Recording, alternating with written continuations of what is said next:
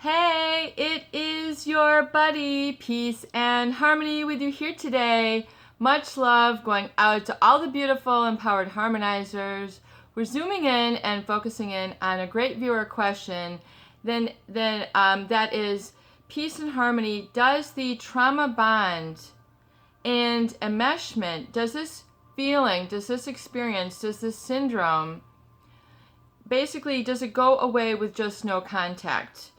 And they feel really highly enmeshed, as though they've got a hook on them. So there's this feeling of being fused, of having no distinct and separate, happy and fulfilled sense of self with boundaries and standards and basically self-trust. And that's a great viewer question because they want to know if this trauma bond and this feeling of being fused or enmeshed or holding this person in a position of high regard above them and their needs.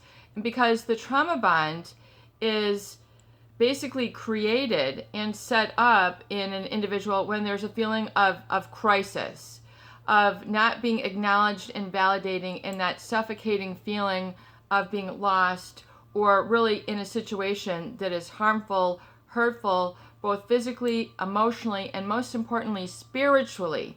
Spiritually is, we've got a lot of layers when we talk about a trauma bond and we talk about enmeshment.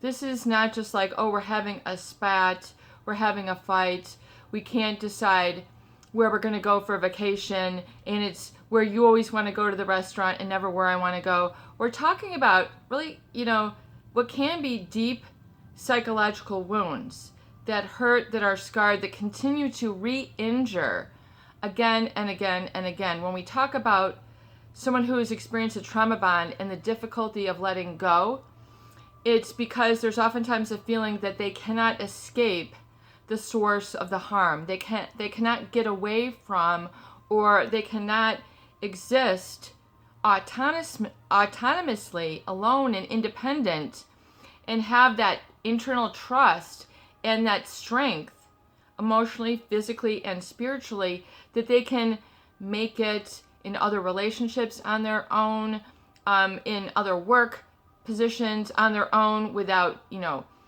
issues coming up, things that interfere with their functioning at the workplace, in relationships, at their home, but most importantly in their personal matters of self-regard, and being able to navigate decision-making choices that are in one's own best interest. When there is a trauma bond, when there is enmeshment, there is harm to this faculty, this ability to trust oneself. When we look at trust, it's to have a feeling of reliance, a feeling of certainty, a feeling of knowingness. So there's really, when you have confidence, there really isn't a lot of room for fear. There is an absence of fear. There's a feeling of knowingness, and that no matter what somebody says or does, or what situations might come across your path, that you can handle it flawlessly or smoothly, and that you can do it with self-care as well as cares for the setting, and being able to rely on oneself. This faculty, this experience, this endeavor is oftentimes flawed. It's damaged. It's hurt when you're in a relationship with someone who can be, narcissistic, psychopathic, someone who has violated your boundaries, someone who has taken advantage of you and your lack of awareness of what they're doing. So, really one of the issues with narcissistic individuals or psychopathic or sociopathic individuals who are controlling, manipulative, is their ability to conceal and hide and take advantage of your naivete. Whether your naivete might be due to you being a child, in other words, you don't know better, and they're taking advantage and they're not guiding you and directing you and raising you up. So they're taking advantage of your naivete, i.e. your immaturity, your undeveloped mind. The interesting thing with human beings is, we're really not, we go through so many different stages through child development and then adolescence, teenage years, 20s, 30s, human beings are really not fully autonomous, until they really kind of get to their early 20s, where they're able to, support themselves and know what they want or what their strengths are, and be able to have relationships and have a social life and be able to balance everything out, which is much different. I mean, if you look at a bird in the tree, they're probably grown up after a couple of weeks. So the human being is so extremely complex, especially in today's society, the age of the information age, the digital culture, the social media culture that is created. I mean, really, probably globally, but definitely most importantly, definitely in the information age, the U.S., all really across the globe. And so to ask if this goes away with no contact, that is a perfect, most important first step for you to acknowledge and get away from the source of harm. Because the enmeshment, the trauma bond, the crisis, the wounding spiritually, psychologically, physically, becomes wired in you to feel enmeshed. It's wired in you to feel a sense of crisis, a sense of social anxiety, a sense of feeling not good enough. This is something that you have picked up from this relationship like a bad habit, like smoking or drinking or drugging. It is a bad emotional habit that the brain gets habituated to. And then the brain and then the body-mind connection is super strong when we talk about healing through enmeshment as well as a trauma bond. So you have to understand that, number one, yes, you have to go no contact. And to say it's going to go away day one is a big statement, but it's going to start to be. You're definitely on the right track, because being in a manipulative relationship with someone who is setting you up for failure, basically for low self-esteem, low self-confidence, low self-trust, is like the gift that keeps on giving.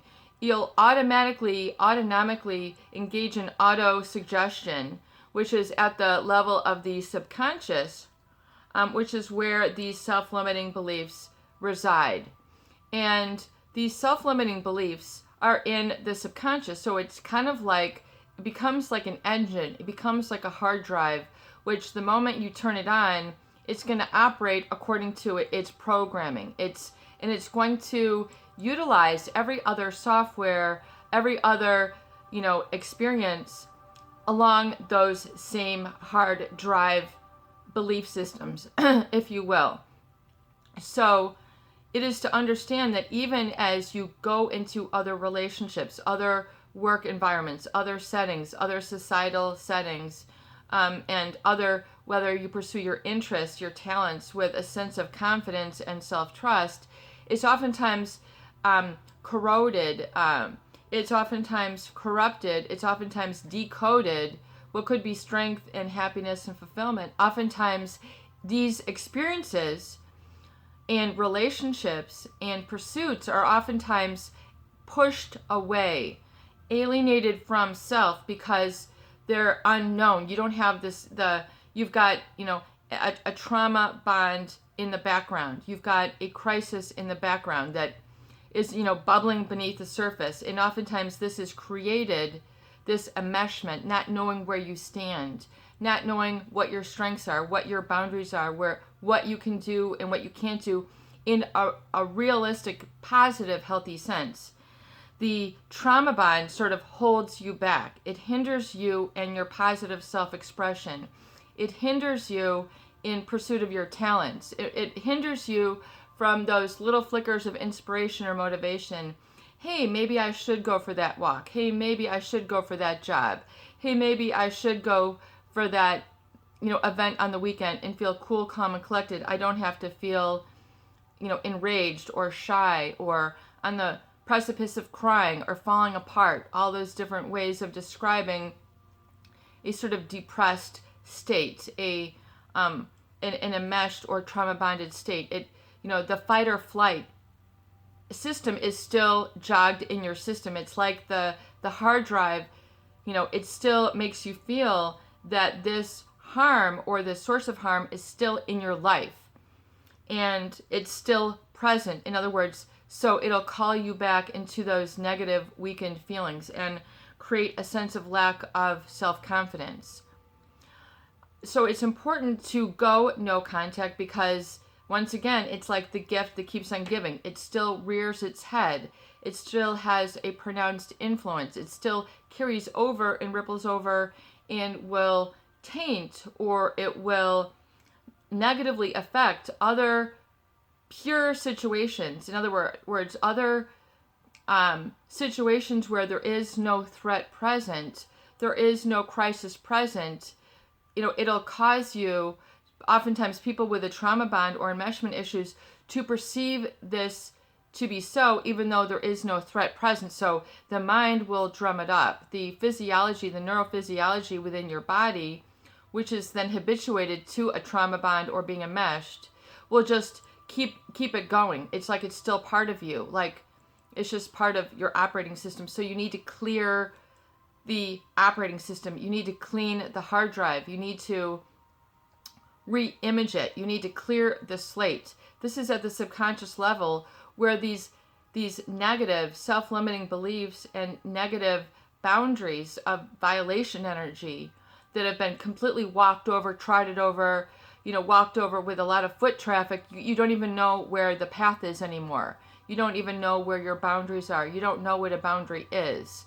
You don't know how to enforce it, how to have, positive self-esteem to be able to back up your feelings and to say, no, I'm not going to tolerate that. And I'm going to speak up and be able to confront situations, people, environments, settings where there is, being taken advantage of, coming up in different relationships or what have you, or where a boundary needs to be enforced and then lived within. Meaning, I don't put up with this treatment. I have a standard. This ain't gonna fly. I'm not, I ain't dumb. I ain't stupid. I ain't blind. I can see what's going on. That is when you're becoming more aware and you're then able to confront situations where you're being taken advantage of, abused, played for a fool, lied to, deceived, have manipulation going on, things that you think are concealed, and so this unequivocally, this feeling of a trauma bond, so this feeling of being, in the fight or flight, of being small, of being less than, this low self-confidence, low self-esteem, and all those feelings and experiences engendered will begin to be released and not lived in as much when you go no contact, because you need to be able to allow yourself to utilize the tools of learning, of these videos, of these podcasts, however you listen to them, for you to kind of compute and then clear the slate at the deepest level, which is in the subconscious mind, where a lot of those memories, feelings, and identity is stored, housed, and reinforced. Boom, like a stamp. It's just like, you are enmeshed. So you have to really understand the how and the why of the enmeshment, and then the how and the why of releasing this and then living in a new skin, living with boundaries, living with standards where you're not walked over, you're not violated, your body isn't violated, your emotions, your spirit. So you have to look at sort of the etheric field that surrounds you, and you have to really heal from a trauma bond and enmeshment. You have to be aware of and own your etheric field, which is your emotional energy. Okay, so that extends out 8 to 9 feet around you. It's also visible. Have you ever gotten that feeling, I don't trust that person, they haven't said something, but I know that they're a violator, or I know that there's something wrong and I can't put a finger on it? That's your gut instinct, the neurons that are waking up in your gut. Yes, we have, most of our neurons in the brain, and then running down the spiral cord out through the parasympathetic and sympathetic nervous system. So, and that really gives you your instinct. It gives you your intuition. You've got neurons they have found in the gut itself. When you say, I have a gut feeling, you're in that deep feeling, sort of hunch, you have a feeling, you have an intuition, you have an inkling. And so just like when you have that gut feeling, this person is funny, they're positive, I don't have to worry about them, or this person is dangerous, there's something wrong, there's something about this person that I don't feel comfortable around, there's a discomfort, and then, you find out that they violate people's boundaries, that, that there's something going on with them that can be, narcissistic, sociopathic, psychopathic, abusive, on, any of assorted levels. And so when you go no contact and you do the work, then you're able to identify this feeling within yourself and know that you are separate and distinct, that this habitual thinking of a trauma bond and feeling enmeshed is something that you have learned, where your fight or flight has been triggered and then lived in for an imbalanced amount of time. We're not meant and wired to live on a totally stressed,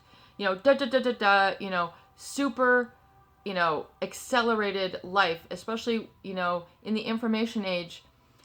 People make it seem like you should be at the grocery store, watching a video, talking to somebody, and then, buying a car online all at the same time. Like, what? I can't, make my telephone payment while I'm, here at the grocery store. People's, they're on this supercharged lifestyle, this multitask, all these different things, which makes it seem like, that is the way to be, when you need to be able to clear the slate and be able to focus, and being able to get out of that fight or flight, because oftentimes there's an enmeshment nowadays with the fight or flight and balanced living. People, especially now, the internet is on 24/7. Back in the day, the TV used to shut itself off at 12 p.m. They'd start playing the national anthem here in the U.S., and all the TV stations would go off. There wouldn't be TV. There wouldn't be videos. I mean, unless you rented them. But the TV would turn off. It would be like, it's time to go to sleep. It would, so your body would be more in sync. Now, more than ever, it's a lot of that trauma bond or that fight or flight is elicited and is normalized, in my viewpoint. So, to get through these feelings of enmeshment and the trauma bond, you need to understand really a couple basic things about yourself, which is to understand that you have what's called a fight or flight, which is, when your adrenaline, fear, this hyper arousal, most importantly, fear and intimidation and, the feeling that you can't take care of yourself is experienced. That is your fight or flight. So that whole system is oftentimes switched on and kept on way too long. The light bill is expensive. Your emotional exasperation is costing you a lot. You're not able to pay attention to things and focus on things that are in your best interest, i.e. the feelings and decisions and the self-belief that can arise when you're in a relaxed body. You need to be able to live relaxed, where your body is not always clenching, your body is not always armoring, you're not always gripping your teeth or gripping your neck or gripping your shoulders, holding yourself, like you're tied up, and there's no ropes, there's no word pressure written on the ceiling. You feel like you've got pressure written on the wall all the time, and your body is, this is a result, like armoring itself just to brace itself. That's your body trying to protect itself. But you need to get out of that feeling of constant and chronic agitation and being able to breathe and to just be. Be, just be. Be with the birds and the bees. Be with yourself, the birds, the breeze, the bees. You need to get out and clear the slate, oftentimes not only from the source of this injury, the person who is engaged in boundary violation, which means disrespect, which means not acknowledging and validating that you're your own individual, beautiful, wonderful person, and that you have sensitivity and you need to have boundaries and you need to have peace in your body and in your environment. You need to be able to breathe deep and come into your body so that your body is relaxed. The fight or flight is not, running itself, on a repetitive loop, because the body has rehearsed and rememorized and basically, learned this agitated state. You see people who are, they're just always wired. They're always hardwired. They're always on this, jet set track that can't calm it down. They don't feel comfortable calming it down because they're afraid they're going to miss something. They're just too hard, hyper, they're on that fight or flight. So yeah, a little bit of fight or flight and stress can help you to focus, but when it's overwhelming and out of balance, it can be ruinous to one's happiness and one's fulfillment. And it's oftentimes difficult to understand why. You just know that this is how your life is. So it is to understand that someone who is narcissistic, sociopathic, who has this better than you and everybody else mentality, they're going to take advantage of oftentimes those people who have a naivete, an unknowing, being uninformed. These people are easy targets for being taken advantage of because they don't know how to erect boundaries and standards and live in a cool, calm body and be respected not only by others but have self-respect.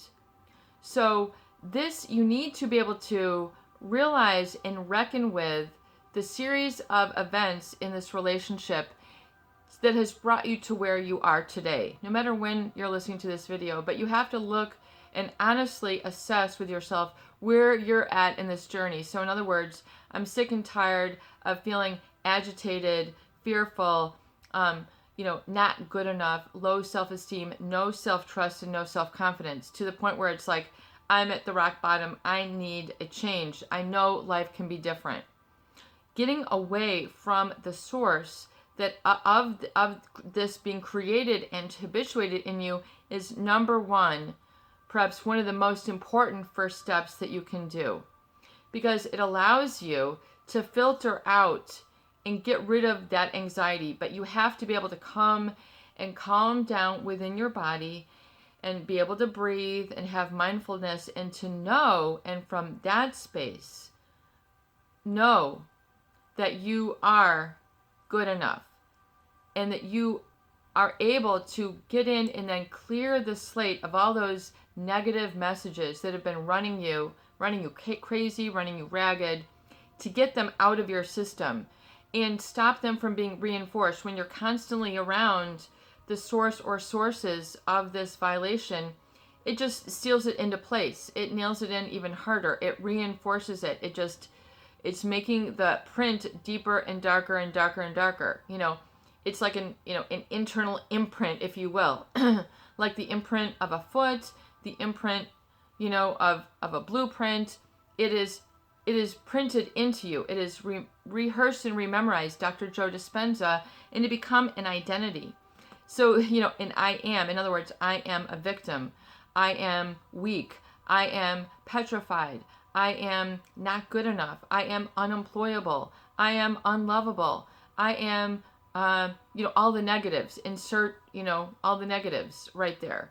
That's a negative, violated, identity, which you have, so it's to stop also, to get cool, calm, collected, and be able to live, yes, no contact. Yes, this is going to serve you very well, but you might need to do a little, self-rebuilding. You need to do some, renovations to your perspective. You need to reevaluate and reinvent yourself. So you need to be able to get to a clear slate, which is tabula rasa, which is, in other words, like what you come into this world with before you had learned and been treated or mistreated. And to come to that and say, okay, I've got you, like your internal self. I've got you. I'm here for you. You are safe. And I've got you, and you are whole. You are complete. You are good enough just the way you are. And to be that, and to feel that, and to believe that. And so you need to get into some cool, calm, collected states where you're on your own, alone, and you need to be able to breathe that in and feel that, and then know that that is your birthright, that that is your best state, that that is where you can now develop to your best, fullest potential and live life to the fullest, give yourself every single day the opportunity to make better choices that are reinforcing of the positive I am and the positive unlimiting beliefs, and to be able to live these on a day in and day out basis. So it's what better time than to say enough is enough, and yes, to go no contact, to stop those negative messages, from being, absorbed through your skin, through your ears, to your eyes, towards everything, because you absorb it like a sponge, like water, it's running through you like a Niagara Falls or like a creek or a river. So you need to get that all out, that what we call toxicity, the negativity, the negative beliefs that you have absorbed, and squeeze them out, eliminate them, get to a clean slate, and begin to live in a cool, calm, composed, peaceful anatomy, physiology, body, and to feel safe. So you might need to get to that and then work on understanding what self-trust is, to understand what self-esteem is and how it manifests, to understand what boundaries are and how to enforce them and what they look like, to understand what standards are, and to understand how this relationship needs to be edged out. In other words, the negative influences need to be cleaned out of your subconscious. Because if they're not, so you need to sort of, get them out of your environment so they don't re-stimulate and re-trigger. And so that's why I recommend, clearing your home, your office, your phone of all the negative contacts. Get them out. Stop listening to perhaps the music. You've got, a lot of these people who are who are hurtful or abusive. They, you might have engaged in a lot of other behaviors that are part of the trauma bond and the enmeshment. Eating issues, financial issues, relationship issues, employment issues. So you need to understand all the areas that the tendrils have reached out and affected, and to be able to connect the dots. Okay, over here, this is how that happened. So the how and then the why. How is this presented in my life? What effects has this made in my life? So I never went to school. I never got a job. I didn't make any friends. I didn't get married, or, all these different things. So you need to understand, okay, that's the connection. That's the why, and then, how does it look like in me, when I'm experiencing negative self-belief, and how does it manifest itself? And then how can I stop that negative behavior? And that it's okay for you to be. It's okay for you to be, in a safe. It's okay for you to not be triggered. It's okay for you to value yourself. It's okay, because oftentimes these relationships with people who are abusive, it's not okay to value yourself. It's not okay to be happy. It's not okay to be to have this type of personality. It's not okay to feel good about yourself. It's not okay for you to have a high-paying job. It's not okay for you to have feel attractive. It's not okay for you to smile. It's not okay for you to shine. It's not okay for you to jump up in joy and have friends. The narcissist and the psychopath and the self-limiting beliefs will go after those. You're not good enough, so they'll try to ruin all those. And so you have to realize now, it's okay for you to do well. It's okay for you to be on your own. It's okay to have boundaries, which means no to the abuse, no with treating me like that, no with talking me to that way, no with ignoring, no with the smear campaign, no with the gossiping, no with the thinking I am less than, and then coming up to me, hey, you know what, we were thinking that, you're not capable. And so that, you can't do this. Like they're trying to control your life. We're thinking that, you're too weak. You're too anxious. You're too skittish. You're too unstable. You're too depressed. You're too stupid. You're too, in other words, the narcissist, the sociopath, they'll try to pull you back into an old belief pattern. And, there goes the lack of self-trust. You can't. You're not. Okay, the negative I ams. They will bring that up, and they'll try to bring up the past and put it and cause it to pollute the present, pollute your future even. I mean, so you can't simultaneously, be talked to this way and have positive beliefs and trust in yourself and have confidence. It ain't gonna work. It's like oil and vinegar. It ain't gonna mix. Okay, you can't simultaneously. It's two contradictory, two conflicting experiences. So energetically, you have to then vibrate, meaning you're on the subconscious level, which means you have to be at the positive I am and to feel absolutely wonderful about embracing this, which is really a spiritual quest, which is embracing the divine.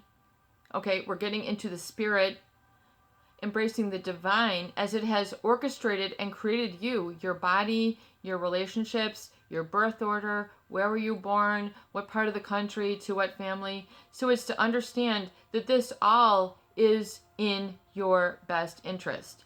All the way from A to Z, head to toe, front to back, sideways, this was meant to be. Okay, and you have to accept that. So accepting the players who taught you low self-esteem, accepting the players who created the trauma bond, accepting the players who created the enmeshment. This is what they did. You have to own your experience and accept it and embrace it. And to say, okay, hallelujah, I was abused. Hallelujah, I was disrespected. Hallelujah, I was mistreated.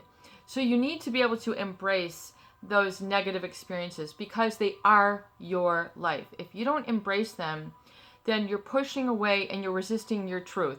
This is your history. Okay, tomorrow is a mystery, but you need to, and I see that we're going long, but there's a lot that's involved to sort of getting over it. But, and we can, that's what this whole channel is about. This takes time. It's going to take time. It may take several months, several years, but every day, if you're making a tiny step in the right direction, you're in the right direction. And then you might get at that 1 mile mark, then the 2 mile mark, then the 3 mile mark from your personal growth and your raising of what is required to heal through a trauma bond and this enmeshment so that those are no longer